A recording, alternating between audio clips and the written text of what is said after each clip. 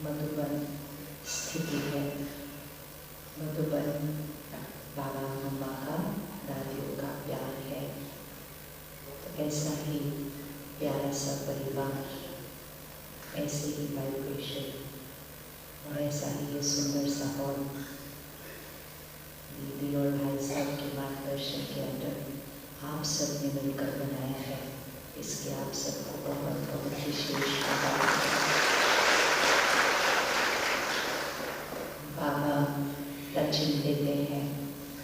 हमारे बड़े निमित्त उस संकल्प को कैच करते हैं और कैच करके दृढ़ता से एक संकल्प करते हैं कि ये तो करना ही है। और कभी कभी वो संकल्प काफी असंभव लगता है, कैसे इतना बड़ा स्थान बन जाएगा, ये कैसे होगा। लेकिन वो प्रूफ होता है कि वो किसी आत्मा का संकल्प नहीं था। वो बाबा ने टच किया, आत्मा ने हिम्मत का एक कदम उठाया और बाकी तो अपने आप ही हो जाता है सब कुछ। और अगर हम देखें तो यज्ञ का पूरा इतिहास इस पर आधारित है। ब्रह्मा बाबा को क्या हुआ? ब्रह्मा बाबा को शिव बाबा ने एक दृश्य दिखाया, ब्रह्मा बाबा को शिव बाबा ने टच किया। उसके बाद ब्रह्मा बाबा की चॉइस थी कि हिम्मत का एक कदम बढ़ाकर आगे चलना है या कहना ये मतलब ये बहुत मुश्किल है, मैं नहीं कर सकता ये सब कुछ। लेकिन ब्रह्मा बाबा ने किया। आज हम सोचें, अगर हमें एक ऐसा दृश्य दिख जाए तो क्या हम अपना सब कुछ स्वाहा करने के लिए तैयार हो सकते हैं?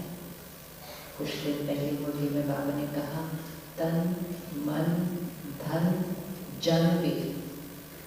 जन मतलब वो सारे लोग जो ब्रह्मा बाबा को इतनी महिमा करते थे, इतना मानते थे, वो सारे लोग क्या कुछ नहीं कहा उसके बाद।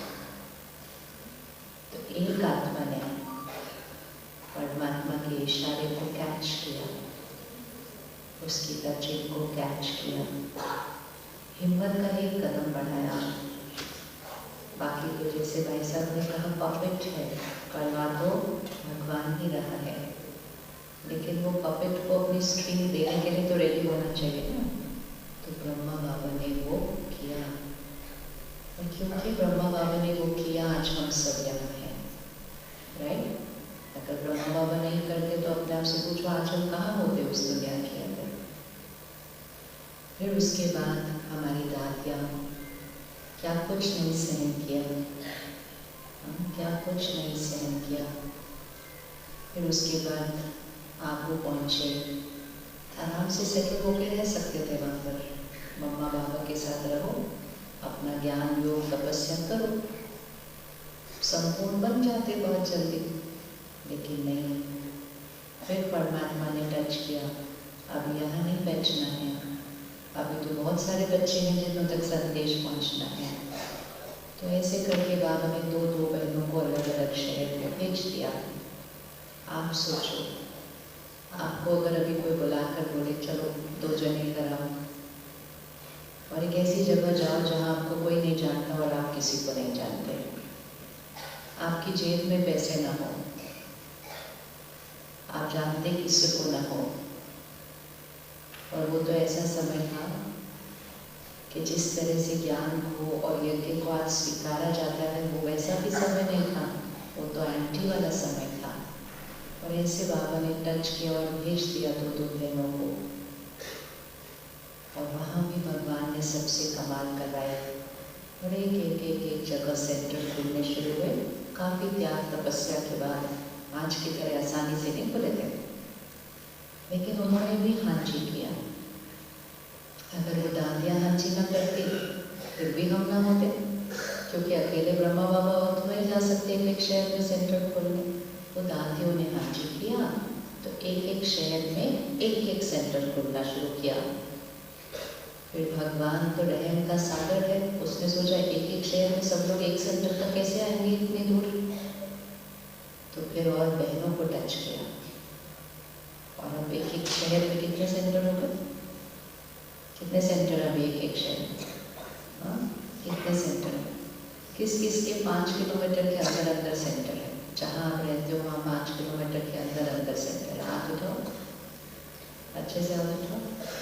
अब जरा घूम के देखो सबके हाथ पर अच्छे से। मैं कई बार प्रोग्राम में कहती हूँ, मैं कहती हूँ मारुति वाले कहते हैं जहाँ भी जाओ मारुति का सर्विस सेंटर होगा। मैं कहा उतने तो उनके सर्विस सेंटर नहीं है जितने ब्रह्मा कुमारी के मेडिटेशन का।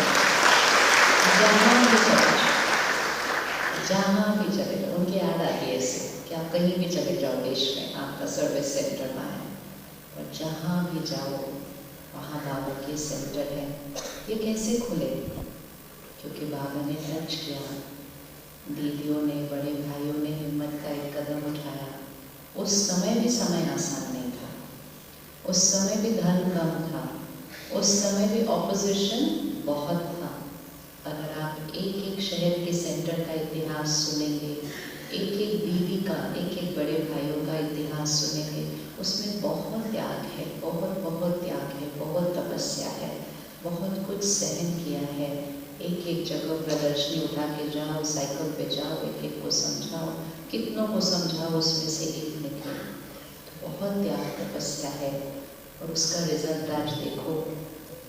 पूरे देश में नहीं, विश्व में कितने सारे सेंटर खुल गए। तो जब हम हर सेंटर पर जाते हैं और हर सेंटर में एक बाबा का कमरा होता है और हर सेंटर में अंदर जाओ तो ब्रह्मा बाबा का चित्र होता है, तो ऐसा लगता है देखो इस आत्मा ने क्या एक कमाल किया कि आज ये खुद भी तो व्यापक हो गया ना सारे विश्व में, हर देश में, हर शहर में बाबा का कमरा है। वो बाबा ने खुद जीते हुए कमरा नहीं यूज किया अपना, कोई नहीं किया ना। और आज तो बाबा के कमरे सिर्फ सेंटर में नहीं है, कहाँ कहाँ है? किस किस के घर में बाबा का कमरा है? ये देखो। तो ब्रह्मा बाबा ने कमरा ही नहीं लिया अपने लिए मधुबन में, छोटी सी झोपड़ी में रहा। और वो ब्रह्मा बाबा ने ऐसा त्याग किया कि सेंटर सेंटर में उसका कमरा नहीं बना, घर घर में उसका कमरा बन गया। इसको कहते हैं त्याग का भाग्य होता है। अब आई बात अपनी, अब हम सब ने कौन सा त्याग करना है? फिर इन सब ने तो त्याग करके अपना भाग्य बना दिया। अब हम क्या करेंगे? हमने कोई त्याग करना है? नहीं करना? करना नहीं करना, क्योंकि हम तो बड़े आराम वाले टाइम पर आए हैं। देखो कुशन वाली कुर्सी पर बैठने वाले टाइम पर आए हैं। कुशन वाली कुर्सी, शादी वाली कुर्सी भी नहीं, ऐसे टाइम पर हम आए हैं जहाँ चारों तरफ साधन है, धन है, जहाँ सब स्वीकार करते हैं, हाँ जी आपकी संस्था बहुत अच्छा करती है, ये भी बहुत अच्छा है, ज्ञान बहुत अच्छा है, कोई आंटी नहीं है, कुछ नहीं है, सब सहयोग देते हैं, सब कुछ इतना अच्छा है। अब हम कौन सा त्याग करेंगे फिर? क्योंकि त्याग के बिना तो भाग्य नहीं बनेगा। तो हम कौन सा त्याग करेंगे? अभी हम क्या करेंगे? कुछ करना है? नहीं करना? किस किस का मन है आगे जाने का? थोड़ा ऐसे और आगे जाना। 2025 शुरू हुआ है। कुछ महीने पहले बाबा की एक मुरली में आया था कि बाबा ने कहा, बच्चे पूछते हैं कि बाबा डेट कौन सी, बताओ परिवर्तन की डेट कौन सी। तो उस मुरली में बाबा ने कहा था ये मेरा काम नहीं है, तुम्हारी दुनिया में वो जो भविष्यवाणी करते हैं ना, उनसे जाकर पूछो कि डेट कौन सी। तो बाबा एस्ट्रोलॉजर्स की भी देते हैं और इस समय वही जो सारे भविष्यवाणी करते हैं उनकी भविष्यवाणी अब 2025 से बहुत कुछ कह रहे हैं। तो समय भी नजदीक आता हुआ दिखाई देता है। तो हमें रुककर अपने आप से पूछना है कि हमने ऐसा क्या करना है अब, मुझे ऐसा क्या करना है अब, जिससे मेरी स्थिति भी जाए ऊपर और बाबा का परिचय जिन जिनको नहीं मिला उनको भी मिल जाए। क्योंकि स्थिति से ही तो सेवा होती है ना, स्थिति से सेवा होती है। कई बार सब चीज़ें इतनी आसान हो जाती हैं कि हम सब भी धीरे धीरे अलबेले से हो जाते हैं, है ना। जब मैं मुरली सेंटर पर आई थी पहली बार 25-27 साल पहले, मतलब हम कितना भी मांगते ना, हमको मुरली नहीं देता था कोई। बहुत हजार की क्लास में ही सुननी है, हाथ में नहीं मिलेगी कोई मुरली लेकर जाने के लिए। तो तबीयत ठीक हो ना हो, बुखार हो, कुछ भी हो, सेंटर जरूर जाते थे मुरली सुनने के लिए, क्योंकि वो बहुत स्ट्रिक्ट थे उस टाइम। तब वो स्ट्रिक्ट अच्छा भी नहीं लगता था, हम कहते थे कितनी स्ट्रिक्ट है, मुरली नहीं देते हैं। आज पता चलता है उस किट होने में कितना कितना कितना फायदा था, कितना फायदा था। व्हाट्सएप भी देखो तो उस पर भी किसी ने मुरली भेजी, लेकिन फिर माया भी तो अपना खेल खेलती है ना, इतनी आ गई। उसने कहा अच्छा ये सब लोग बड़े भाग भाग के जाते रहते हैं, भगवान की मुरली की जो गाड़ी इतना ही भागेगी तो मेरा राज्य तो क्या हो जाएगा, अभी हमने क्या हो जाएगा। तो सडनली इतने सारे साधन आ गए। अब क्या होता है, जहाँ देखो मुरली मुरली, फोन ऑन करो मुरली, टीवी ऑन करो मुरली, इधर से फॉरवर्ड व्हाट्सएप भी देखो तो उस पर भी किसी ने मुरली भेजी होती है। तो जब वो मुरली इतनी आ गई सामने, तो हमने उस मुरली की जो वैल्यू करनी थी ना, वो वैल्यू ही हमने क्या कर दी, कम कर दी। तो हमने कहा हम सुन लेंगे, पढ़ लेंगे, देख लेंगे, और ऐसा करते करते हम धीरे धीरे माया के उस खेल के अंदर क्या हो गए, फंस गए। वो आई थी हराने के लिए, और हम में से कुछ कुछ लोग उसमें हार गए। तो आजकल जब भी किसी भी सेंटर पर जाना होता है, मैं हमेशा क्लास में पूछती हूँ कितने लोग रोज आते हैं सेंटर पर मुरली करने के लिए, और कितने घर में बैठकर मुरली सुनते हैं। आप हाथ उठाना चाहेंगे, कौन कौन घर पे बैठकर मुरली सुनता है? अच्छे से उठा लो, कोई प्रॉब्लम नहीं उसमें। हाँ जी, घर में क्या करते हैं, पढ़ते हैं, सुनते हैं, टीवी पर देखते हैं, मतलब सेंटर नहीं आते, बाकी कहीं भी सुनते हैं। तो अब सोचने की बात है कि बाबा ने, मम्मा ने, दादियों ने, दीदियों ने, भाइयों ने इतना त्याग किया ताकि सेंटर खुल जाए इतने सारे। फिर हमारी छोटी छोटी इतनी सारी दीदियाँ आई जिन्होंने छोटे छोटे जगह जाके अकेले अकेले रहकर भी सेंटर संभाले। और हम जो सब आराम से टाइम बनाए, हमने कहा हम तो घर पे सुन लेंगे मुरली, सेंटर पे जाने की क्या जरूरत है, मुरली तो घर आ जाती है, अब मुरली तो टीवी पर आ जाती है, और फिर मुरली तो फोन पर भी आ जाती है। तो जरूरी भी नहीं है कि 7 से 8 में ही सुननी है, आधा घंटा आगे पीछे हो गया तो क्या प्रॉब्लम है उसके अंदर, मुरली तो सुन ली ना मैंने रोज। ऐसे करके हम नाने शांत को हमने क्या कर दिया, थोड़ा सा ढीला कर दिया। और जैसे ही पुरुषार्थ थोड़ा सा ढीला होता है, स्थिति थोड़ी सी डाउन होती है, तो फिर वाइब्रेशन हमारी कहाँ चली जाती है, नीचे। अगले संडे की जो मुरली है, तो उसमें बाबा ने सभा में सबसे पूछा है कि आजकल कई बच्चे कहते हैं कि मधुबन आने की क्या जरूरत है, हम तो बाबा की मुरली घर पर ही, मतलब अपने शहर पे ही सुन लेते हैं। तो बाबा ने डायरेक्ट पूरी सभा में पूछा है ऐसा। तो बाबा ने पूछा कि क्या आपको लगता है कि मधुबन आने से कोई फर्क पड़ता है, या आप अपने अपने स्थान पर ही बाबा की मुरली सुन सकते हैं? तो क्या कहेंगे, मधुबन जाने से कोई फर्क पड़ता है या अपने घर पे सुन सकते हैं मुरली? क्या लगता है? फिर उस मुरली में बाबा ने पूछा कितना फर्क पड़ता है, इतना भी पूछा कितना फर्क पड़ता है मधुबन आने से? तो क्या कहेंगे, कितना फर्क पड़ता है?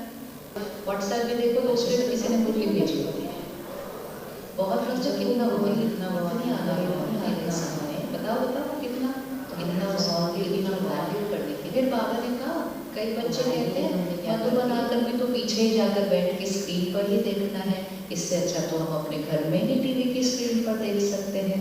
फिर बाबा ने पूछा कितना फर्क पड़ता है मधुबन आने से?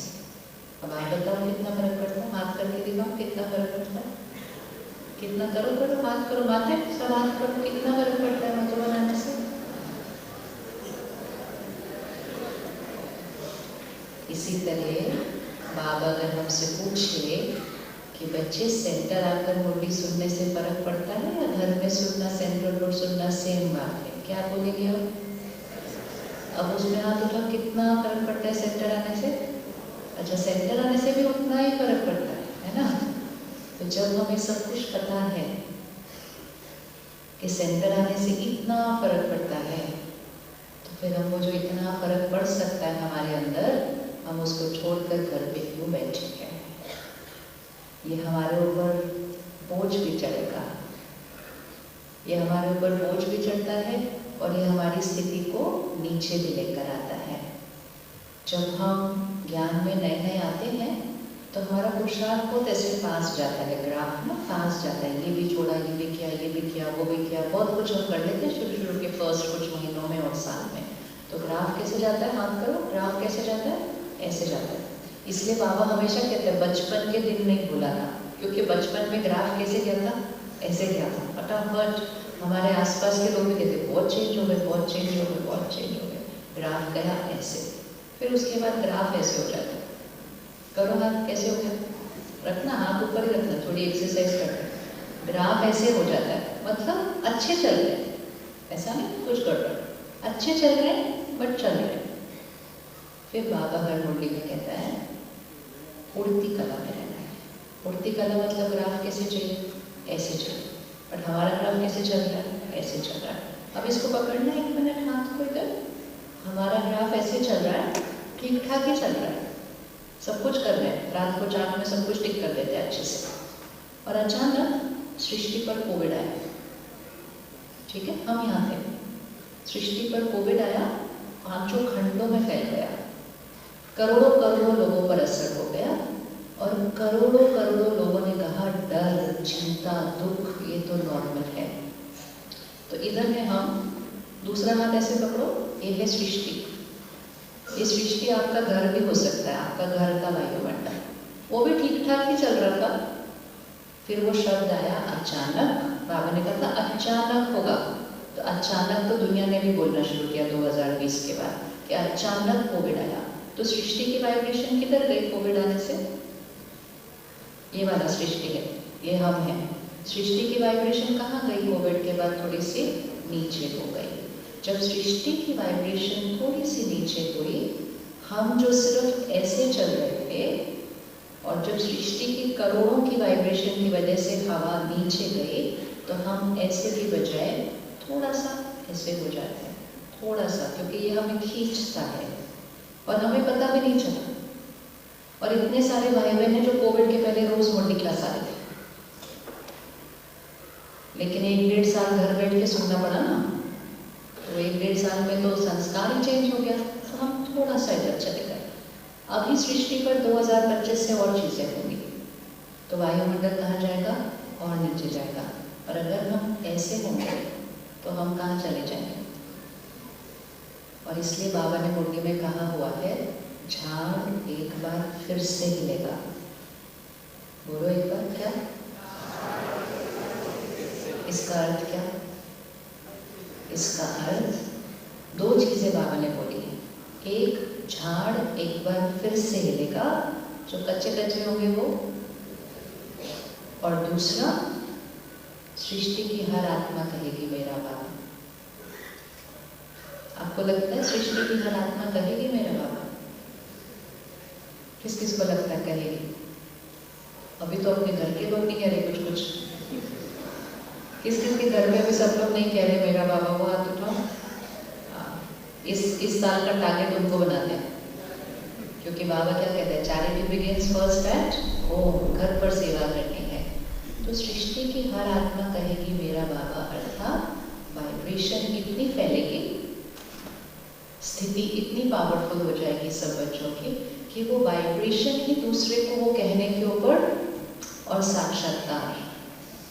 बाबा ने मूर्ति में अभी भी कहा कि जैसे आदि में साक्षात्कार से आ गए, तो जो आदि में होगा, बोलिए, जो आदि में होगा वो ही अंत में होगा। हम में से कौन कौन चाहता है कि हमें साक्षात्कार हो? उठा लो, सारी इच्छाएं पूरी होने का समय चल रहा है आजकल। बाबा के सामने तो आजकल जो इच्छा रखो, जो हर इच्छा पूरी होती है। किस किस को साक्षात्कार चाहिए? अच्छा, और कौन कौन साक्षात्कार कराना चाहता है?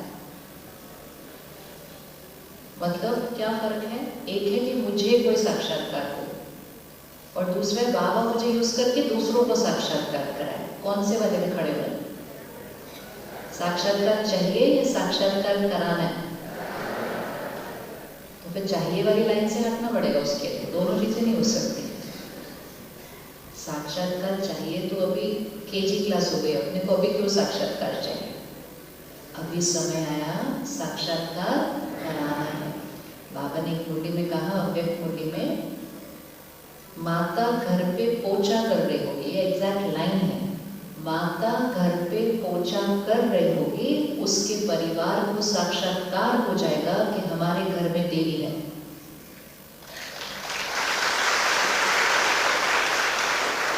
ताली किसके लिए हो जाएगी? किसके लिए बजाए बताओ? बाबा की लाइन के लिए बजाए, या माताओं के लिए बजाए, या खुद के लिए बजाए कि मेरे परिवार को फाइनली दिख जाएगा, है ना? कि हमारे घर में मैं बोल रही थी, इनको कब से इन्होंने सुना नहीं। अब कौन कौन रेडी है? बाबा की मुंडी की महावाक्य का अर्थ क्या है?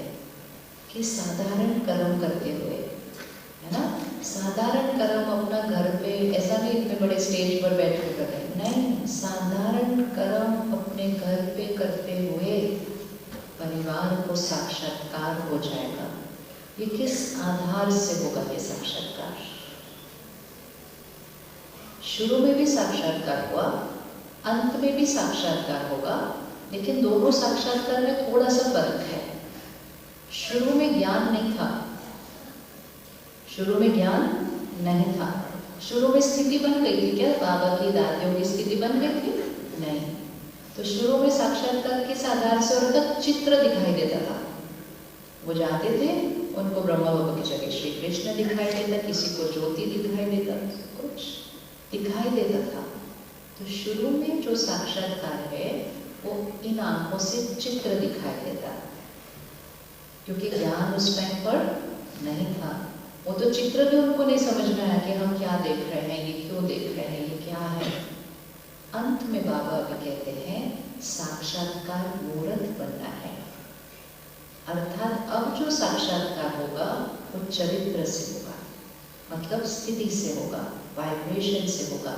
तो माता पोछा लगा रही होगी और परिवार को साक्षात्कार हो जाएगा, अर्थात वो माता पोछा लगाते हुए कौन सी स्थिति में होगी? कौन सी स्थिति में होगी? कोई स्थिति में होगी ना जिसका दूसरे को साक्षात्कार हो जाएगा। तो वो माता पोछा लगाते हुए भी कहाँ होगी? बिल्कुल स्थिति परम धाम में बैठकर बाबा के साथ। कर्म साधारण, स्थिति ऊंचे से ऊंची। और इसीलिए बाबा आजकल हर मुंडी में कह रहे हैं बिंदु बन बिंदु बैठ सकाश दो। आजकल हर मुंडी में पॉइंट कौन सा आ रहा है नीचे? सकाश दो, पूरे विश्व को सकाश दो। तो जितना बिंदु बन परम धाम में पूरे विश्व को सकाश दे रहे होंगे, आप समझो विश्व की हर आत्मा मेरा बाबा की वाइब्रेशन कैच कर रही है, और इसीलिए विश्व की हर आत्मा कहेगी मेरा बाबा।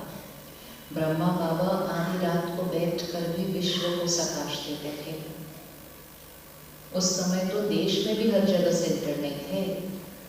ब्रह्मा बाबा मम्मा रात को 2 बजे भी नींद खुलती थी, बैठकर विश्व को सकाश देते थे। उस विश्व को सकाश देने की रिजल्ट ही है कि आज सारे विश्व में ज्ञान फैला, वो विश्व को सकाश देने की है। और बाबा हमें बार बार कह रहे हैं कि बच्चे क्या करो, क्या करो? विश्व को साकाश दो। तो जब हम उतनी ऊंची स्थिति में होंगे, सृष्टि उतनी नीचे की स्थिति में होगी, तो हम इस दुनिया के दिखाई नहीं देंगे। चलता फिरता क्या लगेगा? हाँ, और तो फिर जो आसपास होंगे, परिवार होंगे, उनको तो साक्षात्कार हो जाएगा ना। फिर तो करवाना है साक्षात्कार। अब हाथ उठाओ एक बार, किसने साक्षात्कार करना? भैया फोटो खींचेगा आपकी, उठाओ। किसको साक्षात्कार करवाना है? आपका हाथ बाबा देख रहा है कि बाबा आई एम रेडी, मुझे यूज करो। करो करो, बाकी को क्या हुआ? डर किस बात का लग रहा है? भगवान को तो सिर्फ बोलना होता है मैं रेडी, मुझको यूज करो, फिर देखो वो कैसे यूज करता है। अब साक्षात्कार कराने के लिए सिर्फ क्या चाहिए? क्या चाहिए? स्थिति कहाँ चाहिए? कहाँ चाहिए? स्थिति कहाँ चाहिए? कहाँ चाहिए? पिछले संडे की मुंडी में बाबा ने कहा परम धाम में सभी आत्माएं होती हैं, लेकिन आप आत्माओं की पवित्रता की चमक, जैसे आकाश में सितारे बहुत होते हैं, लेकिन खुद सितारों की चमक बाकी सितारों से अलग होती है। तो आपकी प्योरिटी बाबा ने कहा इतनी इतनी इतनी है कि परम धाम में भी आप सितारा किसके समीप होंगे? बिल्कुल बाबा के समीप। जितना समान बनेंगे उतने समीप होंगे, जितना समान बनेंगे उतने समीप होंगे। तो हमारी स्थिति कहाँ पहुँचनी है? हाथ रखो, कहाँ पहुँचनी है हमारी स्थिति? अभी एक नंबर देते हैं। बाबा मतलब 100, ठीक है? वाइब्रेशन क्या? बाबा मतलब 100, 100 मतलब परफेक्ट ना। तो बाबा मतलब 100। देवी देवता किधर? बाबा 100, देवी देवता किधर? जस्ट 100 के साथ साथ इधर, है ना? हम किधर? अच्छा पहले ये रखो, हम जब आए थे तब किधर थे? हर एक अपनी चेकिंग करे, जब आए थे तब किधर थे? ये 100 था, हम किधर थे? कितना फिगर था? ऐसे नहीं थे, हर एक अच्छा भी आया होगा, अपनी फिगर था। हम जब आए थे हम किधर थे? 10, 20 किधर थे? ये 100, हम किधर थे? इधर। जाना किधर है? जाना किधर है? 100। अभी किधर? अब पकड़ो, अब ये बहुत इंपॉर्टेंट है। आए थे इधर, जाना है इधर, अभी किधर है? अब 1 मिनट आंख बंद करो, बिल्कुल बंद करनी है, किसी और का हाथ नहीं देखना, चीटिंग हो जाएगी। आंख बंद करो और बहुत साक्षी होकर, ये किसी और के लिए नहीं है, किसी और को नहीं दिखाई दे रहा है। बहुत साक्षी होकर, अपने को साक्षी होकर देखो। 10, 20 पर आए थे, 100 पहुंचने का लक्ष्य है। जैसे एक स्टूडेंट अपनी पढ़ाई को साक्षी होकर देख सकता है कि इस बार के मेरे एग्जाम में मुझे कितने नंबर मिलेंगे, उसको पता होता है उसकी पढ़ाई के आधार से। ऐसे मुझे अपने आप को देखना है कि बहुत परिवर्तन आया है हमारे अंदर, बहुत बहुत बहुत, और बहुत अधिक आना है। तो 10 से 100 के बीच हम अपने आप को आज कहाँ रखते हैं? 10 पे आए थे, 100 पे तो पक्का जाना ही जाना है। भगवान का वायदा है, तुम चाहो ना चाहो मैंने बनाकर लेकर ही जाना है। इस समय काम पर है।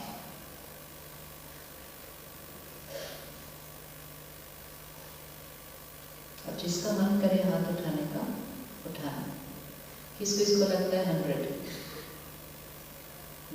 पे पहुंच चुके हैं, मतलब 90,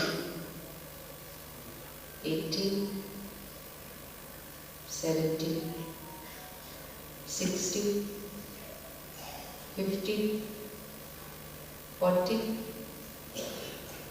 30, उसके नीचे नहीं जाना हमने, वो तो चीटिंग हो जाएगी, बाबा की इंसल्ट हो जाएगी। तुम 30 से भी नीचे हो अभी तक, ऐसे कैसे हो सकते? 30 से नीचे तो हम हो ही नहीं सकते, क्योंकि जब हम आते हैं और सिर्फ शुरू में कुछ ही महीनों के अंदर हम कुछ ऐसी मर्यादाओं को फॉलो करना शुरू करते हैं जो बहुत सारी जंग को तो इमीडिएटली खत्म कर देती है।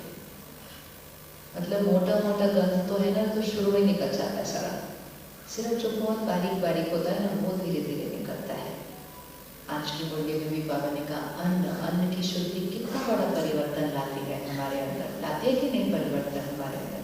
अब सिर्फ ये चेक करना है, 100 जाना है, 40, 50, 60 के हम आसपास हैं। अब हमें ऐसा क्या करना है? ऐसा अब हम क्या करेंगे?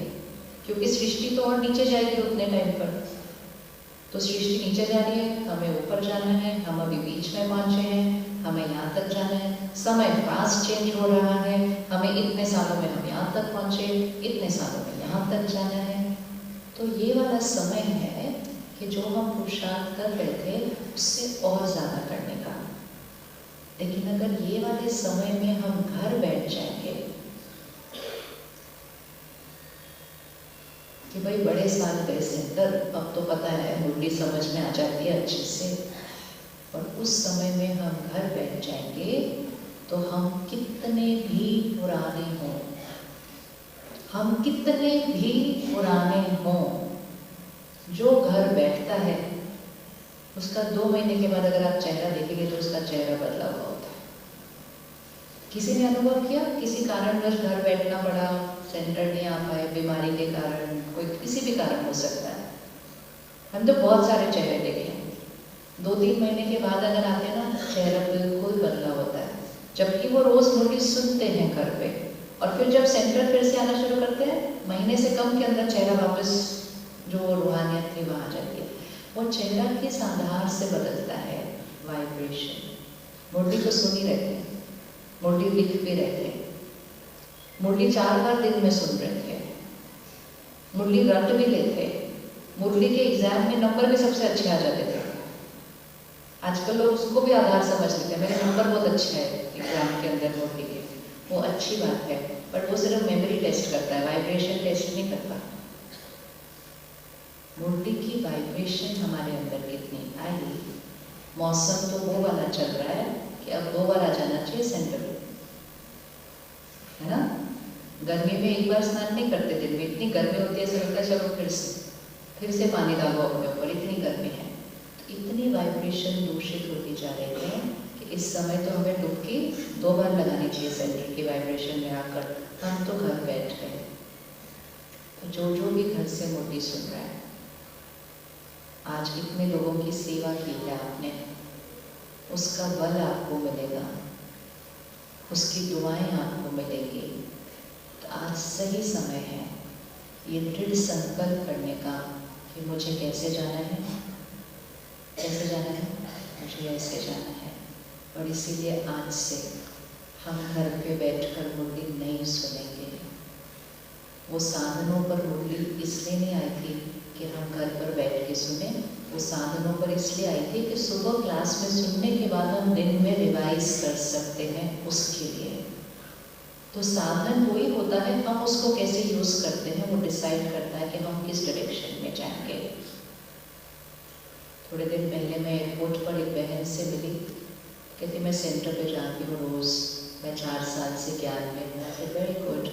कहती वैसे 7 साल पहले से मैंने शुरू कर दिया था सेंटर जाना।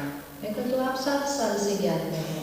कहती नहीं, तब मैं थर्सडे संडे जाती थी। मैं कहा वो तो बहुत अच्छा है, आप थर्सडे संडे जाते हो तो आप 7 साल से ज्ञान में हो। तो एकदम मुड़कर मुझे कहती कुछ नहीं समझ में आया 30 साल के अंदर। जब तक मैं रोज नहीं गई ना सेंटर में, वो 3 साल को मैं गिनती नहीं कि मैं ज्ञान में थी। मैं तो जो दिन से रोज जाना शुरू किया मैं उसी को गिनती हूँ। इसलिए जो नहीं जा रहे हैं ना, वो एक बार करके देखेंगे तो उनको अपने अंदर ऐसा वाला परिवर्तन दिखाई देगा। कोई भी चीज रिजल्ट तब बनती है जब रोज की जाती है। और अब तो वो वाला समय आया है कि हमारे घर के परिवार के सदस्यों को वो एनर्जी की जरूरत है। किस किस को लगता है घर में परिवार वालों को थोड़ी शक्ति की जरूरत है? कहाँ से आएगी बेटे? आजकल के बच्चों को भी बहुत शक्ति की जरूरत है। आप तो फिर भी बहुत शांत सात्विक शहर में रह रहे हैं, लेकिन बहुत सारी चीजें बड़े बड़े शहरों में आ गई हैं जो कुछ ही समय में यहाँ भी पहुँच ही जाएंगी। बहुत ही दुनिया फास्ट बदल रही है, क्योंकि कलयुग का काम ही है किस डायरेक्शन में जाना। कलयुग का काम ही है किस डायरेक्शन में जाना, इस डायरेक्शन। तो ऐसी चीजें करने लग गए हैं जिससे अपने आप ऐसे जाते जा रहे हैं। इस साल के अंदर स्पेशली कोविड के बाद वाइब्रेशन बहुत फास्ट नीचे गई है। WHO ने अभी कहा है कि depression is the next epidemic. Epidemic क्या होता है? ऐसे करके तो आप सोचो समाज की क्या स्थिति हो जाएगी जब एक मानसिक बीमारी एपिडेमिक बन जाती है। शारीरिक बीमारी तो समझ में आती है, लोग इलाज भी करवाते हैं। मानसिक बीमारी होती है, लोगों को पता ही नहीं चलता, लोग इलाज ही नहीं करवाते हैं, वो बढ़ती जाती है। और कभी कभी वो इतनी बढ़ जाती है कि वो न जीने का फैसला ले लेते हैं। इस साल बहुत ज़्यादा फिगर बढ़ा है ऑफ सुसाइड, मतलब खुद न जीने का फैसला लेना, जो हम कभी 1 साल में 2 साल में सुनते थे, अभी हर महीने में एक दो ऐसे। और उसमें भी एक बहुत बड़ी संख्या बच्चों की है। इसीलिए इस समय हर परिवार की जिम्मेवारी है कि अपने घर की शक्ति को बढ़ाना, और हम सब बहुत भाग्यशाली हैं कि हमें रोज एक सेंटर का वायुमंडल मिलता है, जहाँ पे इतनी प्योर पावरफुल एनर्जी है कि वहाँ 1 घंटा आकर हम बैठ जाते हैं तो हमारी वाइब्रेशन क्या हो जाती है, ऊपर उठ जाती है। उठती है कि नहीं उठती है? थोड़े दिन पहले हमारे पास क्लास में एक माता जी आई, उनके हस्बैंड की शरीर छोड़ा था उन्होंने, बहुत रो रही थी, बहुत रो रही थी, बहुत रो रही थी। हमने कहा कोर्स कर लो, मुझे कुछ नहीं करना, मुझे कोई नहीं ठीक कर सकता, ये वो बहुत ज़्यादा रो रही थी। उसको बोला अच्छा सेंटर आके बैठ जाओ मुरली क्लास में, कुछ नहीं आपकी मुरली क्लास मुझे कुछ नहीं कर सकती। वो कॉन्फिडेंट थी कि उसको कोई भी चीज़ ठीक नहीं कर सकती। तो मैं कहना मान गई मुरली क्लास आने के लिए। रोज़ आकर फ्रंट रो पे सीट पर बिठा दिया, पूरा मुरली वो रोती थी, पूरा मुरली वो मुँह नीचे करके सिर्फ रोती थी। 10 दिन, 15 दिन, 20 दिन, महीना वो रोज रोई। दूसरे महीने से उसका रोना हो गया बंद। कोर्स किया नहीं था, मुरली कुछ समझ में नहीं आती थी उसको, बट वो आँखें जरूर बैठती थी। फिर रोना हुआ बंद, फिर थोड़ा सा ऊपर आकर सीधा होकर बैठकर सुनने लगी। दूसरे महीने से ठहराव आने लगा, तीसरे महीने से मुस्कुराने लगी, चौथे महीने इतना मुस्कुरा रही होती थी कि कई बार मैं उसको बोलती थी बाकी सबकी क्लास से आपकी मुस्कुराहट सबसे ज़्यादा दिखाई देती है। छठे महीने उसकी 30 साल की बेटी के पति ने शरीर छोड़ दिया। वो फिर ऐसे हो गए, बिल्कुल डाउन, कहते अब तो नहीं मैं ठीक हो सकती। फिर मुरली आना शुरू किया, ज्ञान नहीं समझ में आ रहा था, कुछ नहीं समझ में आ रहा था। उसको सिर्फ किसने शक्ति दी? सेंटर के वायुमंडल ने और भाई बहनों के योग की शक्ति के वाइब्रेशन ने। और ऐसे बहुत है, बहुत है। अब तो हमारे को कोई भी ऐसे दिखता है ना परेशान, हम उनको नहीं बोलते कोर्स करो, कहते कुछ नहीं आके बैठ जाओ। आपको कोर्स नहीं करना, आपको मेडिटेशन नहीं सीखना, आप कुछ नहीं करो, आप सिर्फ एक रेडीमेड एनर्जी में आकर बैठ जाओ, एनर्जी आपके ऊपर काम करेगी। ये वो शक्ति है, सिर्फ मुरली नहीं, मुरली के वाइब्रेशन जिस कमरे में गूंजते हैं, जहाँ संगठन है, जहाँ भगवान मुरली सुनाता है, जिस कैंपस के अंदर त्याग है, तपस्या है, वो सेवा है, निस्वार्थ है, उसका वाइब्रेशन दुनिया से बहुत ऊंचा होता है। एक ऐसे युग में जहाँ परिवार में भी स्वार्थ आ गया है, तो हमें पता नहीं चलता, क्योंकि हम रोज उस सेंटर में होते हैं ना, तो हमें फर्क नहीं पता चलता है। इसीलिए रोज आइए, उसमें 1 घंटा बैठिए, अपनी वाइब्रेशन को ऊपर उठाइए और आपसे वो वाइब्रेशन घर चली जाएगी। घर में मुरली सुनने से वाइब्रेशन नहीं मिलती है, सिर्फ यहाँ से कान से सुनाई देता है बस, और कुछ आगे नहीं बढ़ेंगे, बस सुनते रहेंगे सिर्फ रोज इधर से। हमें सिर्फ ज्ञान सुनना नहीं है, हमें ज्ञान बनना है, बनना है, ज्ञान बनना है। तो आज 11 तारीख है, आज 11 तारीख है, 26 फरवरी को शिवरात्रि है, तो 1.5 महीना, कौन कौन 1.5 महीना रोज आने की प्रतिज्ञा आज कर सकता है? जो नहीं आ रहे थे अभी को, जो अभी नहीं आ रहे रोज, उनमें से कौन 1.5 महीने के लिए सिर्फ आने का पक्का कर सकता है? वो हाथ उठा, अच्छे से आपका हाथ देखकर कोई और भी उठा लेगा, थोड़ा सा और अच्छे से, अच्छा वाला हाथ उठा दे, पीछे से सबका आपका हाथ दिखेगा। उठाओ, 1.5 महीना, सिर्फ 1.5 महीना, जीवन भर नहीं, 1.5 महीना सिर्फ। शिवरात्रि को और भगवान के सामने आँख मिलाकर बात करेंगे, हैप्पी बर्थडे अच्छे से करेंगे, है ना? फिर हमने कुछ नया किया, और जो रोज आते हैं वो नया क्या करेंगे?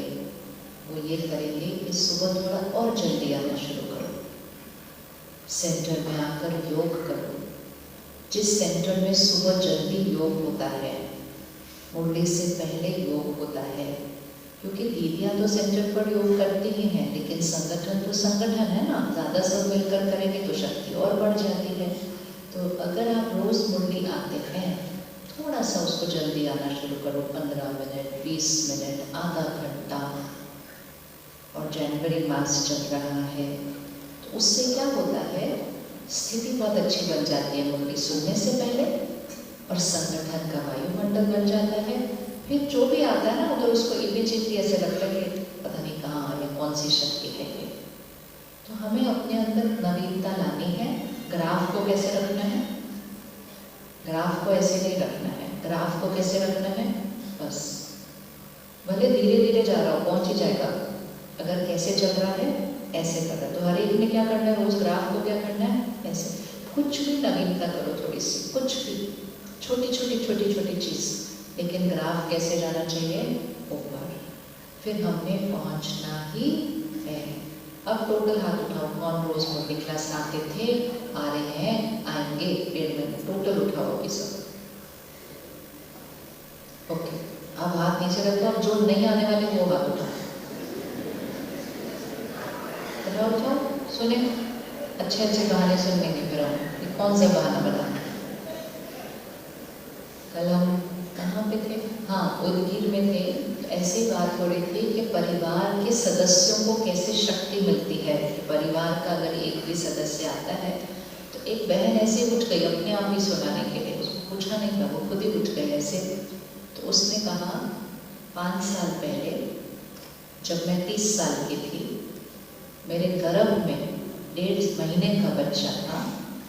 उस समय उसके युगल ने एक्सीडेंट में शरीर छोड़ा।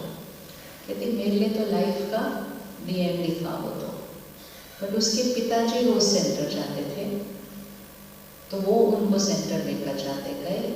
कहती बहनों ने इतनी पालना दी, इतनी शक्ति दी, इतना तपस्या कराई। आज 5 साल के बाद वो ऐसा मुस्कुरा रही थी, पूरे ग्रुप को खुद खड़े होकर सुना रही थी। आज स्कूल की प्रिंसिपल है। कहती इतने और बच्चों को संभालती हूँ, 2 बच्चों को संभालती हूँ। और वो जो बच्चा उस समय गर्भ में था, कहती वो तो ओम शांति बोलते ही चलता है सारा दिन, क्योंकि वो गर्भ में था उस टाइम जब सेंटर पर आके। लेकिन वो, हाँ जी सॉरी, हाँ उधर है ना, हाँ वहीं से आई थी वो माता कलर से। बहुत स्वीटली उसने खुद ही खड़े होकर कहती मुझको सुनाना है कि घर में अगर एक जना चल रहा हो तो परिवार को कैसे मदद मिलती है। और उसने एक ने सुनाया तो एक इधर से इतने लोगों ने सुनाया जिनके परिवार में कोई चलता था, और उन पर जब संकट आई तो परिवार के चलने की वजह से वो शक्ति ने उनको उस संकट को क्रॉस करने की ताकत दी। एक जना चाहिए हर घर के अंदर ऐसा वाला। तो इसलिए ये नहीं सोचना चाहिए हम आते हैं, सब माताएं क्या बोलती है, डब्बा बनाना होता है, खाना देना होता है, क्या करे, बच्चों को संभालना होता है। बच्चों को इस समय शक्ति की जरूरत है, और वो शक्ति तो कहीं से खरीद के नहीं मिल सकती है। और बाबा के घर में बस जाके बैठो, वो मिल जाती है। जब आप घर वापस जाएंगे, आपसे वो शक्ति उस बच्चे को ही मिलने वाली है ना। तो जो भी कारण हो, आज बाबा रूम में बैठकर बाबा को बोलते हैं, हिम्मत का एक कदम उठा लेना। वैसे भी जनवरी मास एक्स्ट्रा भी ब्लेसिंग मिलती है। एक हिम्मत का एक कदम बाबा के सामने रखो। बाबा मेरे को रोज आना है, मैं कल से रोज आऊंगी, बोल के घर चले जाना। बाकी काम किसका? किस किस को अनुभव है, संकल्प किया, फिर सब कुछ इजी हो जाता है उसके बाद। अच्छा देखो, किसने बहुत बार अनुभव किया, संकल्प किया और बहुत इजी हो जाता है। ऐसे थोड़ी भगवान बोलता है तुम चिंता नहीं करो मैं बैठा हूँ। किस किस के घर में पोस्टर लगा तुम चिंता नहीं करो मैं बैठा हूँ, फिर भी चिंता करते। पोस्टर रोज पढ़ना चाहिए। एक बार 2 चीजें करो, एक बार रोज पोस्टर पढ़ो, तुम चिंता नहीं करो मैं बैठा हूँ, और पढ़ते हुए बाबा को बोलो तुम भी चिंता नहीं करो मैं भी बैठा हूँ। हम सारे इकट्ठे करने लगे। तो भगवान खुद ही बोलता है मैं अकेले कुछ नहीं कर सकता, तुमको करना पड़ेगा साथ में, तभी तो हमारा सत्युग बनेगा, नहीं तो कैसे बनेगा। तो उसके ऊपर इतना निश्चय, और फिर साथ साथ उसको भी निश्चिंत। जैसे बच्चा माँ बाप को क्या करता है, निश्चिंत कर देता है, आप मत चिंता करो मैं बैठा हूँ। तो हमें भी उस स्टेज पर बच्चा बनना है कि नहीं अभी, कि बाबा आप चिंता नहीं करो हम बैठे हैं। अमृत वेले कौन कौन करता है? अच्छा बात, अच्छे से रोज रोज, और कितनी देर टिक पाते हैं हम ऊपर, उसके भी मार्क्स देंगे अपने आप। अभी देखो पिछले कुछ दिनों से आज की घड़ी में भी टिक जाओ ऊपर बैठ कर। एक ही ये पुरुषार्थ करना है कि बार बार ये अभ्यास करना है, टिक जाए वहां पर, टिक जाए वहां पर। जितना वो बार बार हम अभ्यास अभ्यास करेंगे और जितना उस स्थिति में टिकते जाएंगे उतना स्थिति आत्मिक स्थिति बनती जाएगी, उतना विश्व को सकाश मिलती जाएगी। जब हम यहाँ होते हैं तो हमारी सकाश किधर पहुँच रही है? इतनी। फिर यहाँ गए तो इतनी, फिर 80 पे गए तो इतनी, 100 पे पहुँचेंगे तो सकाश कितनी पहुँचेगी? पूरे विश्व के ऊपर। तो जितनी स्थिति ऊंची जाएगी, जितना परम धाम में उतनी देर के लिए टिकेंगे तो सकाश ज़्यादा पूरे विश्व पर फैलेगी। तो एक छोटी सी प्रैक्टिस आज से शुरू करते हैं। रेडी करने के लिए कौन कौन अपने योग को और अच्छा बनाना चाहता है? हम सब चाहते हैं। योग के सब्जेक्ट में ही गड़बड़ हो रही है। मुरली बहुत अच्छे से समझ में आ जाती है, सेवा तो जो बोलो बाबा करवा लेता है, धारणा भी अच्छी अच्छी चल रही है, लेकिन योग अच्छा हो जाएगा तो धारणा और अच्छी हो जाएगी। तो योग के सब्जेक्ट में बाबा हर अव्यक्त मुरली में एक चीज़ अंडरलाइन करा रहे हैं, बच्चे ड्रिल करो।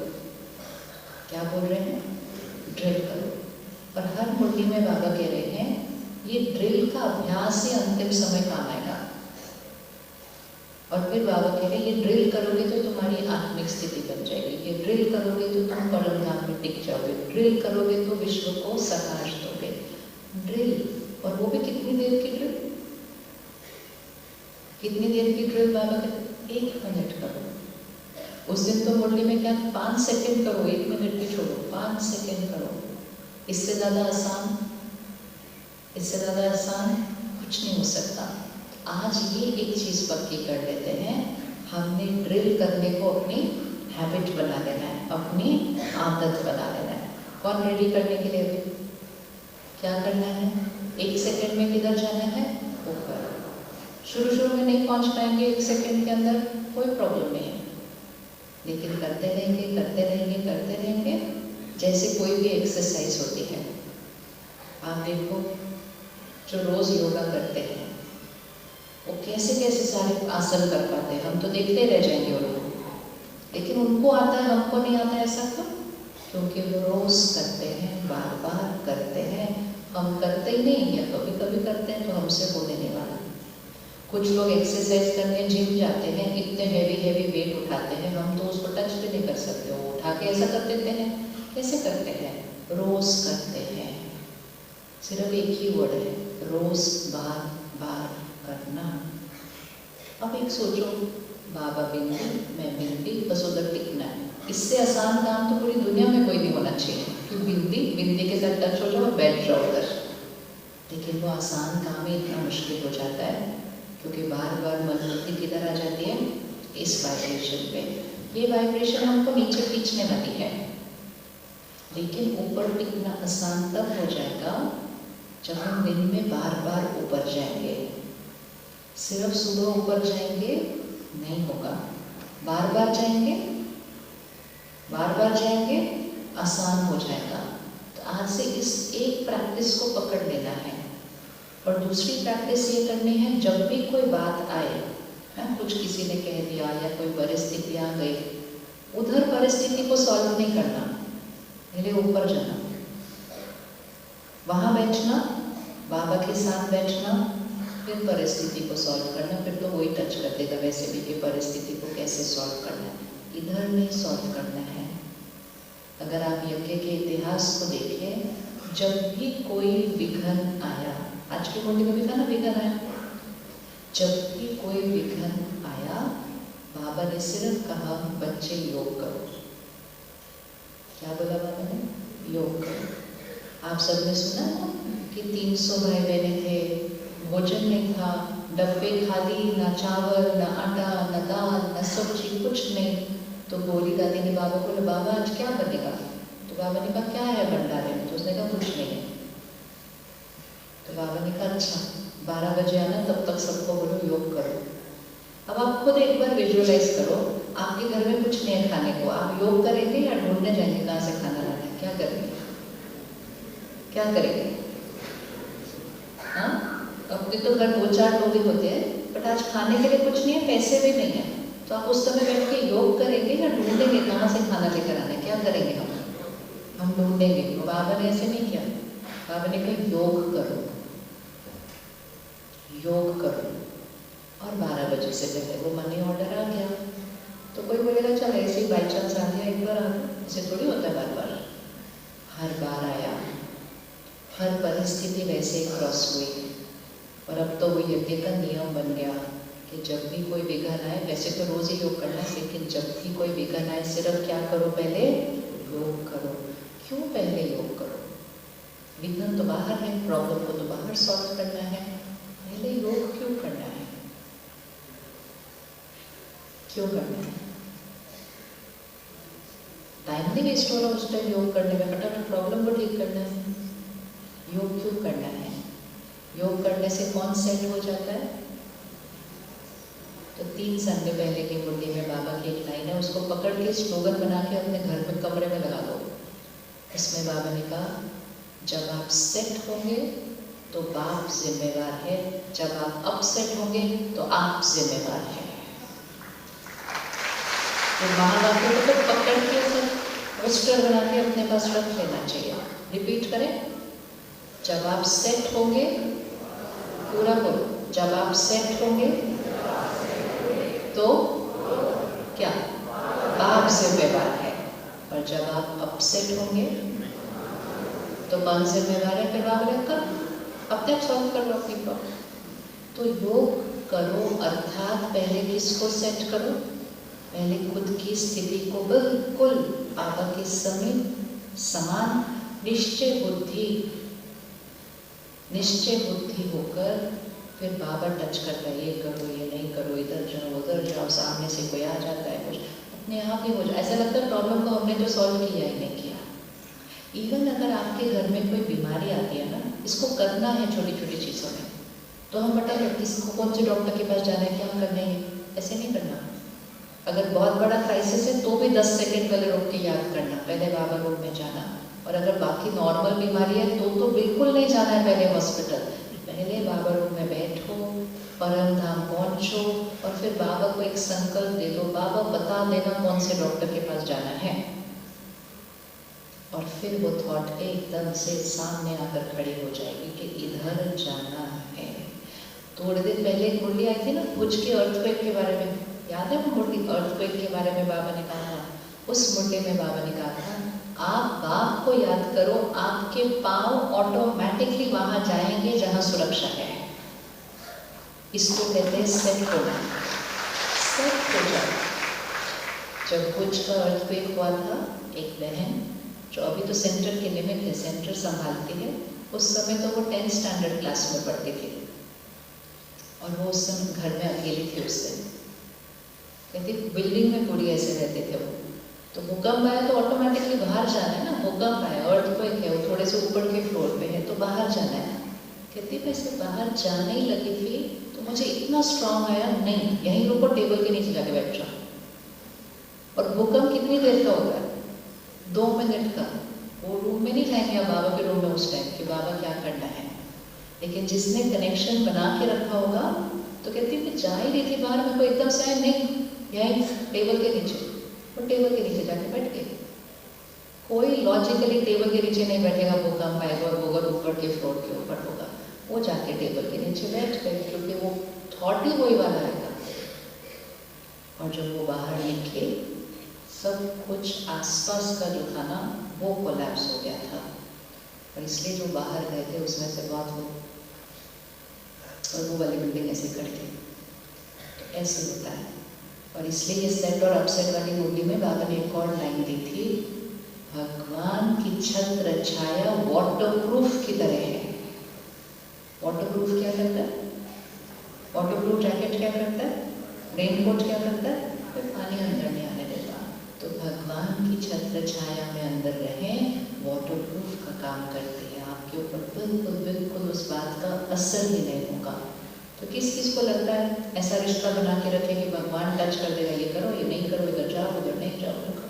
इसके लिए रिश्ता बना के रखना पड़ता है, और उसका एक सिंपल तरीका है, हर बात उससे पूछ के करो। छोटी छोटी भी, बड़ी बड़ी प्रॉब्लम में नहीं फोन लगेगा ऐसे, लेकिन रोज रोज रोज रोज हर छोटी छोटी बात भी करेंगे ना। जब हर बात हम उससे करेंगे, हर चीज हम उससे पूछ कर करेंगे, और वो जैसे टच कर दे ऐसे, तो चाहे वो चीज़ हमें ठीक भी नहीं लगे, हमें वो करना है, तो वो जिम्मेवार हो जाता है। फिर जब कोई और बात आती है ना, तो हमें पूछना भी नहीं पड़ता, वो अपने आप ही टच कर देता है कि ऐसे नहीं, ऐसे करना है, क्योंकि हमने उसके साथ क्या किया हुआ है, रिश्ता बना कर रखा है। कैसे पता चलेगा बाबा की टचिंग के लिए? कैसे पता चलेगा कि ये बाबा की टचिंग है, ये करना है कि ये नहीं करना? जैसे वो टचिंग होगी ना, बाकी सारे संकल्प मन से क्या हो जाएंगे, बिल्कुल क्वाइट, पर एक ही संकल्प टिक जाएगा वहाँ पर। बाबा ने एक मुरली में कहा था, मैं बैठा हूँ, बच्चे मुझे यूज नहीं करते, यूज नहीं करते। छोटा, और एक मुरली में बाबा ने कहा था, बच्चे है ना, कभी बड़े नहीं होना। बच्चा और बड़े में क्या फर्क होता है? बच्चा क्या करता है, मम्मी पापा हर चीज़ के लिए, स्कूल के वहाँ से वहाँ भी जाने तो भी वो रोएगा था कि मम्मी पापा आएंगे उसको उठाने के लिए। थोड़ा सा बड़ा हो जाएगा तो कोई उठाने भी जाएगा तो बोलेगा नहीं, मेरे को आता है, मैं अपने आप कर लूँगा। तो बाबा कहता है, बच्चे हमेशा बच्चे रहना, कभी भी बड़े नहीं होना। मतलब हर चीज़ पूछ के करो। थोड़े दिन पहले एक बहन आई सेंटर पे, कन्या, माता पिता ज्ञान में चलते हैं, वो नहीं चलती अभी। उसने विदेश जाने के लिए यूनिवर्सिटी में अप्लाई किया, उसको विश्व की सबसे अच्छी यूनिवर्सिटी जो उसके ब्रांच की थी, उसको वो मिल गया। वो बड़े प्यार से हमें बता रही थी, मैं जा रही हूँ वहाँ, ये वो। तो मैंने उसको ऐसे ही कहा, एक बार बाबा रूम में जाओ, बैठो और जस्ट बाबा को बोलो कि बाबा मेरे लिए क्या सही है। यहाँ भी मिल गई है विदेश में भी मिल गई है, मेरे लिए क्या सही है।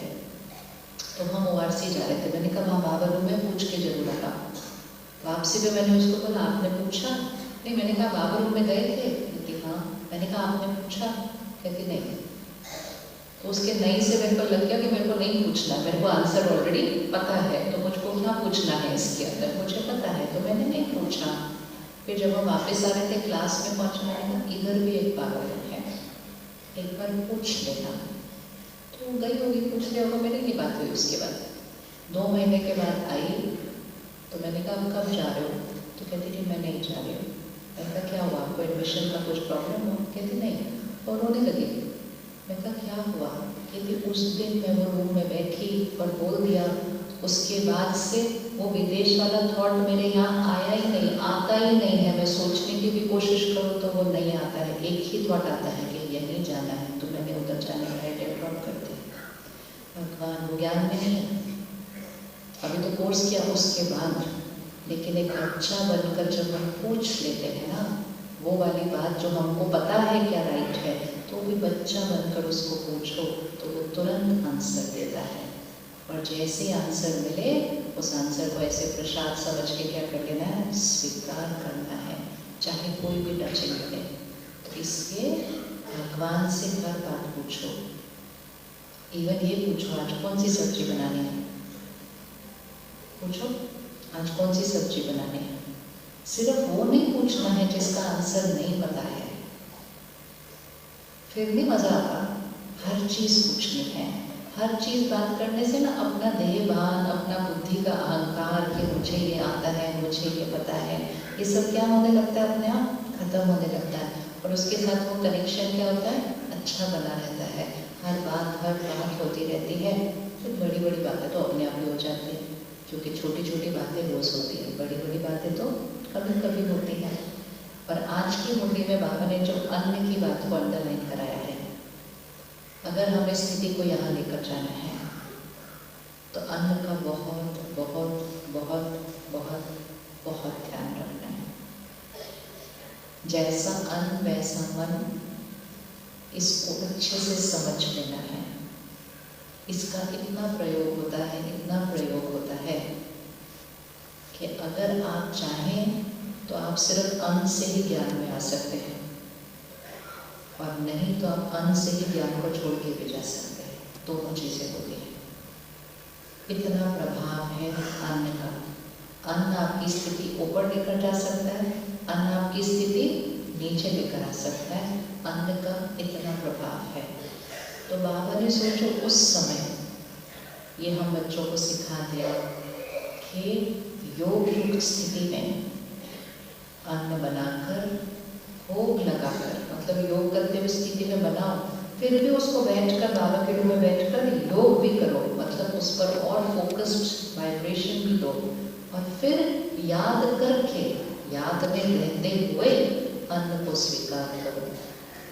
मतलब पूरा प्रोसेस क्या है? अन्न बनाने का, फिर भोग लगने का, फिर अन्न स्वीकार करने का। पूरे प्रोसेस में स्थिति कहाँ रखी बाबा ने हमारी? स्थिति कहाँ रखी बाबा ने हमारी? हाईएस्ट स्थिति में रहकर अन्न बना और अन्न ग्रहण किया तो स्थिति ऊपर जाना बहुत आसान होती है। पर ये शक्ति हम सबके पास अब अपने परिवार के लिए घर पर है। सिर्फ एक छोटी सी आदत को भी छोड़ते हैं कि कभी कभी हम अन्न की परहेज में थोड़ा ढीला हो जाते हैं। कभी बाहर गए, कभी यहाँ गए, कभी किसी रिश्तेदार के घर गए तो कुछ खा लिया, थोड़ा चावल खाया, ये खाया। अब नहीं, अब नहीं। इतना दर्द है इस समय, घर घर में आपको पता नहीं होगा क्या क्या हो रहा है। घर वो नहीं है जो सामने आंखों से दिखाई देते हैं। घर के अंदर की कहानी किसी को भी पता नहीं होगी और बहुत कुछ चल रहा है। कहीं काम कारोबार में उथल पुथल है, कहीं धन कमाने का तरीका अलग है, कहीं लड़ाई चल रही है, झगड़ा चल रहा है, कहीं मन दुखी है।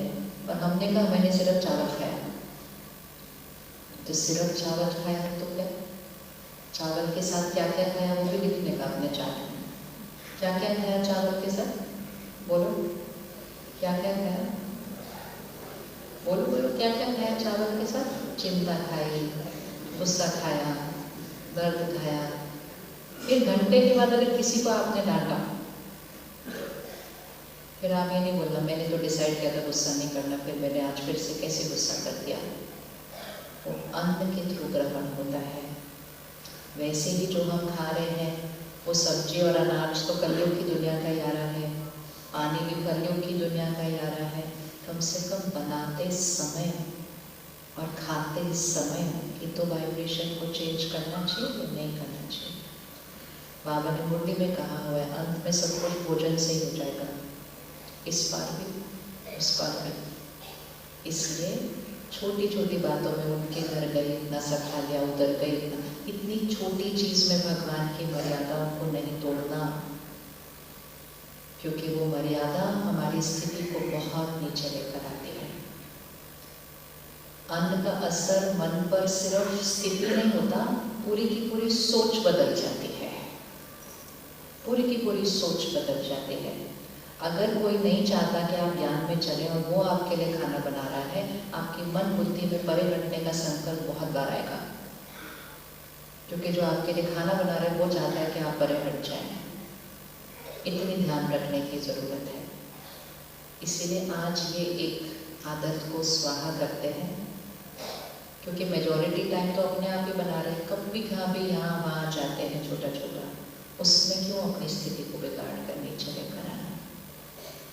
इस समय तो इस दुनिया में इतने सारे लोग रोज कच्चा खा रहे हैं, रोज फल फूल खा रहे हैं, सैलेड खा रहे हैं। हम 2-4 दिन नहीं खा सकते जब बाहर जाते हैं?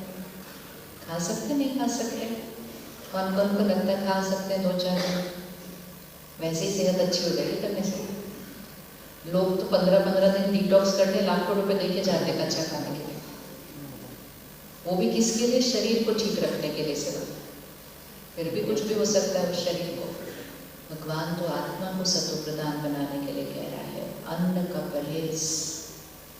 अन्न तो स्थिति को बहुत ऊपर लेकर जा सकता है, और अन्न में भी ये ध्यान रखना चाहिए अभी कि थोड़ा सा हल्का खाना खाना शुरू करेंगे तो भी आपकी स्थिति ऊंची हो जाएगी।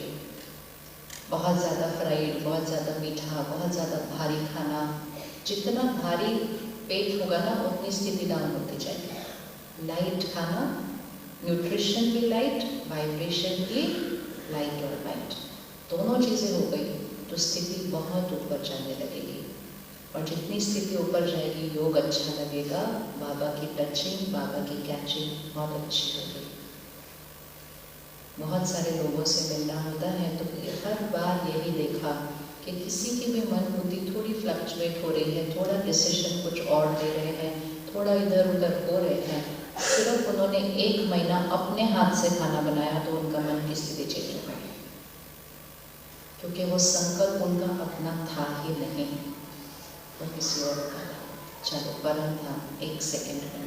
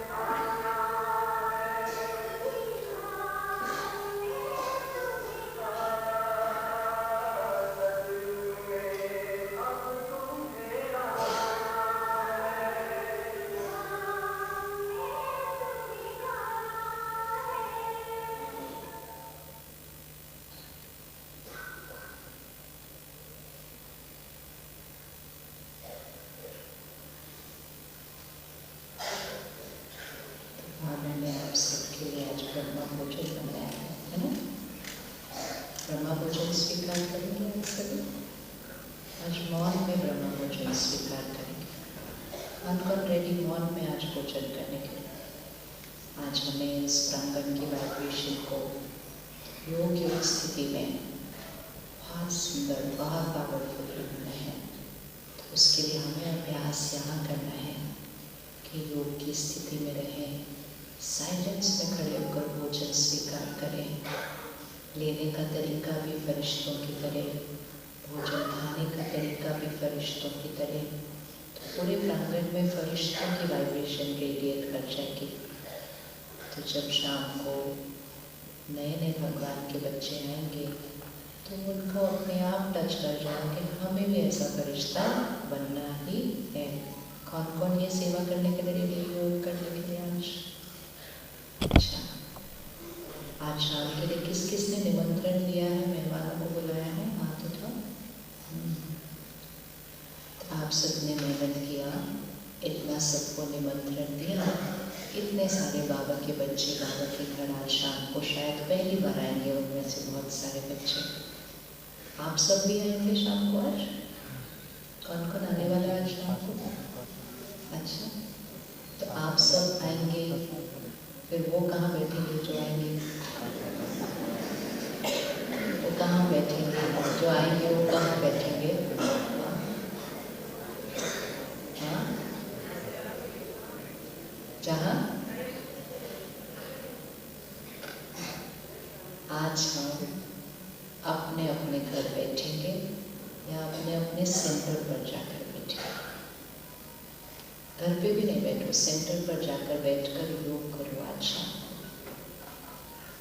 वहाँ से बैठकर योग में इतने अच्छी अपनी स्थिति को बनाओ, इतना परम धाम में बैठकर सकाश दो कि जो आए उसका कनेक्शन तुरंत क्या हो जाए, कट जाए।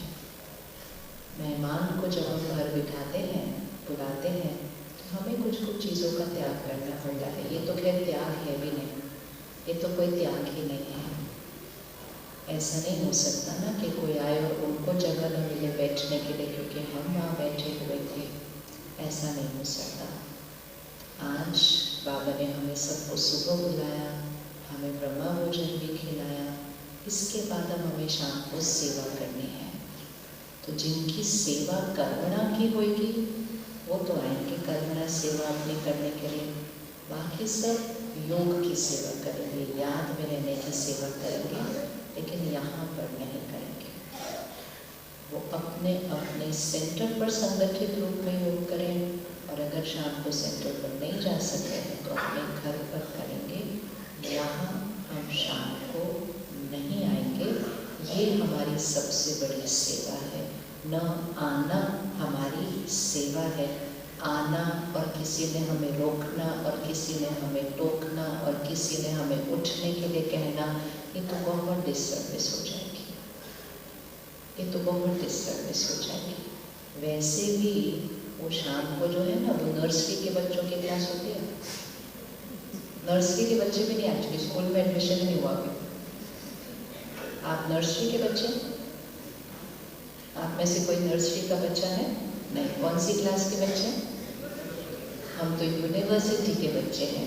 तो यूनिवर्सिटी के बच्चे थोड़ी शोभते हैं नर्सरी की क्लास में आकर बैठे, थोड़ी अच्छा लगेगा, ये थोड़ी शोभता है। बिल्कुल हमारा रोल है योग देकर सकाश देना, पावरफुल। बिल्कुल कुछ ऐसा ना करें जिसके लिए किसी का ध्यान हमारे ऊपर जाए और हमें कोई बोले कि नहीं ऐसा नहीं, ऐसा नहीं। वो भी बोझ है हमारे ऊपर, हमें खुद से कहना चाहिए। इवन अगर कोई दीदी आपको कहे ना आप आ सकते हो, तो आप कहना नहीं दीदी मेरे को ज़रूरत नहीं है इसके, मैं मेहमान को भेज रही हूँ, आज मैं नहीं आऊँगी आज शाम। हमें बोलना चाहिए खुद से कि हम नहीं आएंगे शाम। तो कौन कौन नहीं आएगा आज शाम को? अच्छे से हाथ उठा लो, हमने फोटो खींचनी है अभी भी कुछ हाथ नीचे पक्का करो इसको। ये कोई त्याग भी नहीं है बिल्कुल भी, ये तो जिम्मेवारी है, ये तो हमारी जिम्मेवारी है। सिर्फ जिनको दीदी ने, भाई साहब ने निमंत्रण दिया होगा शाम को आने का, वो आएंगे, बाकी सब सेवा करेंगे। कौन कौन योग करेगा आज शाम को 6 से 8 बजे तक? बहुत पावरफुल योग करना। और फिर कल से तो शिविर भी है ना 5 दिन का, तो सबको जो जो मेहमानों को आज बुला रहे हैं उनको उनकी पीठ करके कल सुबह उनको शिविर के लिए भी लेकर आना है। और रोज सुबह के टाइम जब शिविर होगा तब तो हम मुरली सुन रहे होंगे सेंटर पर, और शाम के टाइम जब शिविर होगा तो नोमा शाम के योग का टाइम है। तो दोनों टाइम हमारी सकाश उन आत्माओं को मिल रही है बाबा से जुड़ने के लिए। तो क्या पक्का है कि शाम को हमें किसी को रोकना, टोकना, उठाना नहीं पड़ेगा? कौन कौन इस बात की गारंटी ले रहा है बिल्कुल नहीं करना पड़ेगा? अच्छे से हाथ उठाओ, अच्छे से सब बिल्कुल। नीचे जो बैठे हैं वो भी हाथ उठाओ। दीदी कोई नहीं आएगा शाम को, ठीक है? पक्का हो गया। निश्चिंत करो ना उनको, करो निश्चिंत के दीदी आप चिंता नहीं करो, बिल्कुल नहीं आने वाला। इतने सब मेहमान आ रहे हैं, उनको ही संभालना और बिठाने का प्रबंध इतना कर रहे हैं, अपने घर वालों को प्रबंध नहीं करना होता हमें, है ना? 1 मिनट बस साइलेंस में बैठेंगे।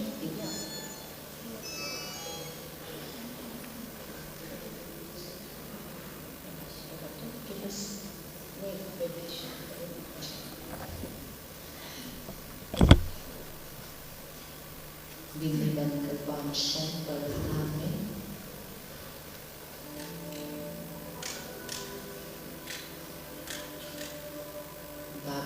समीप, बिल्कुल समीप, एकदम नजदीक, बिंदी के साथ में आत्मा बिंदी,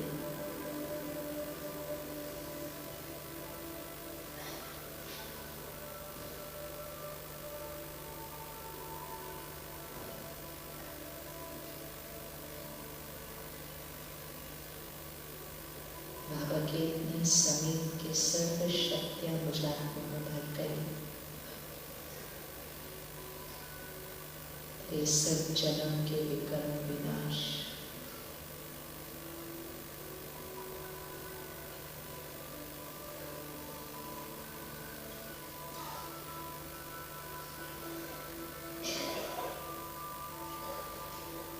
बाबा की सर्व शक्तियां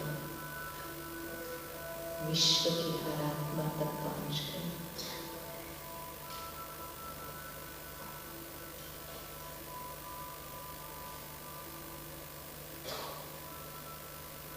विश्व की हर आत्मा कहती है मेरा बाबा।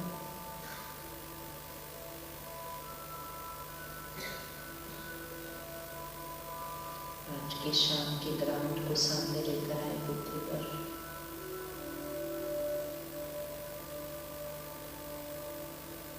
बाबा के लाडले सिकिलते बच्चे आ जा रहे हैं पहली बार। आह्वान करें सबका,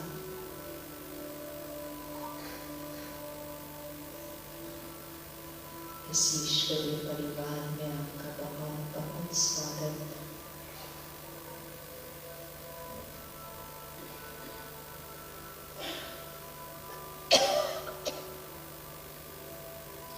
आत्मा का कनेक्शन, परमात्मा को पहचान कर उससे जुड़ गए और हर आत्मा दिल से कहती है मेरा बाबा।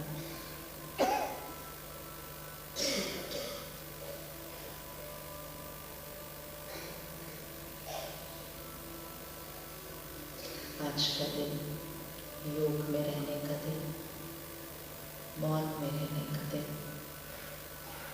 ये सेवा है, सकाश देने की सेवा है।